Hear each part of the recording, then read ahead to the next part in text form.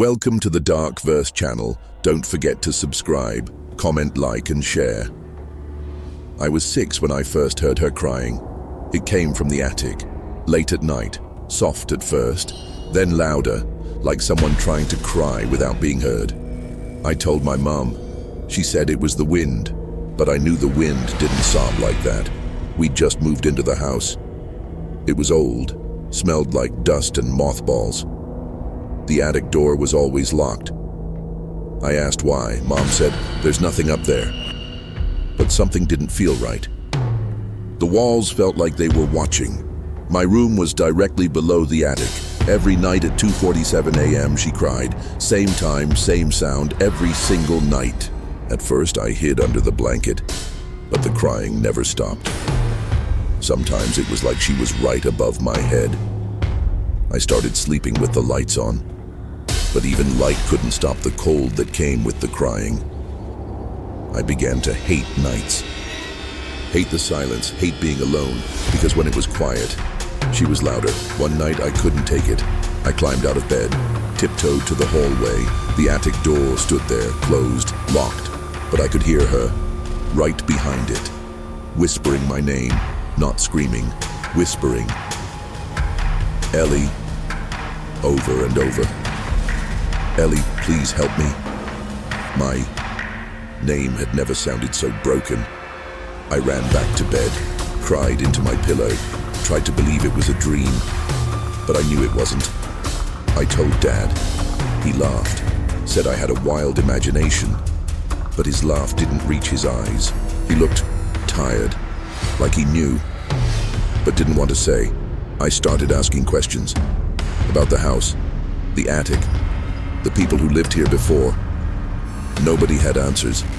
Nobody wanted to talk. Even the neighbors changed the subject. One day at school, an old janitor overheard me talking. He pulled me aside, said, "You live in the Hamilton house, don't you?" I nodded. He looked pale, whispered, "They never found her body." I asked, "Who?"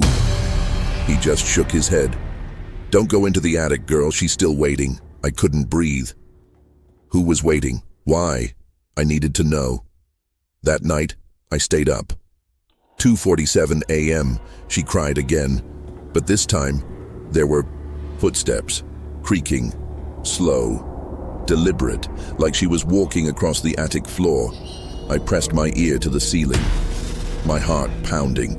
I heard humming, a lullaby. It sounded like something from a music box, broken, off-key, but sad. So sad. She was alone. She didn't want to hurt me. She wanted help. The next morning, I asked my mom again, what happened here before we moved in? She froze, didn't speak for a moment, then said, "Nothing, just an old house." But her hands were shaking. That night, I stayed up again. 2:47 came. The crying started. I climbed out of bed, held my flashlight, my hands trembling. I walked to the attic door, placed my hand on the knob. It was cold. So cold it burned. I tried to turn it. Locked. But this time, I had the key. I'd taken it from Dad's drawer. I don't know why. Something told me to. The key turned. The lock clicked. The door creaked open. It was pitch black. Smelled like rot and mold. I stepped inside. Every instinct screamed at me to run. But I didn't. My flashlight flickered, but I saw something. A shape, hunched in the corner. Long, black hair covering her face, a torn white nightgown. She rocked back and forth, sobbing. I whispered, "Hello." She stopped, went silent, then slowly lifted her head. Her eyes were sunken, black, empty. She opened her mouth, but no words came, just a dry gasp. I backed away. She pointed to the wall, behind her. There were scratches, hundreds of them, like someone had tried to claw their way out. Above the scratches, one word repeated, "Ellie." Over and over, I turned to run, but the door slammed shut. My flashlight died. I was alone, with her. She started crawling toward me, not walking, crawling fast, jerky. Her bones cracked with every movement. I screamed. The door burst open. Dad stood there, his face pale. He pulled me out, slammed the door shut, locked it. He looked at me. "I told your mom we should have burned this place." My legs were shaking. "What is she?" I asked. He sighed. "She was my sister." I froze. "Sister?" He nodded. "Her name was Eleanor." I blinked. "That's my name." He nodded again. "I know." He sat me down, told me the story. Decades ago, Eleanor lived in this house. She was 16, strange, quiet, spoke to things that weren't there. Everyone thought she was crazy.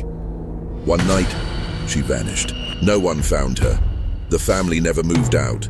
They just ignored it, kept the attic locked. But sometimes they'd hear her, crying, begging. "She died in that attic," Dad said. "She was locked up there." "By who?" I asked. He didn't answer, just stared at the floor. "It runs in the blood," he whispered. I never went back to the attic. But she never stopped crying. Every night, 2:47 a.m., she calls my name. I'm older now. We moved away. But sometimes, in strange places, I still hear her. When it's quiet, when I'm alone, she whispers, "Ellie, don't forget me." And I can't, because she lives in me now. I see her in mirrors, in dreams, in the corners of my eyes. They say ghosts haunt places, but some ghosts, they haunt bloodlines. I had a daughter last year. We named her Nora, short for Eleanor. She's almost 2 now.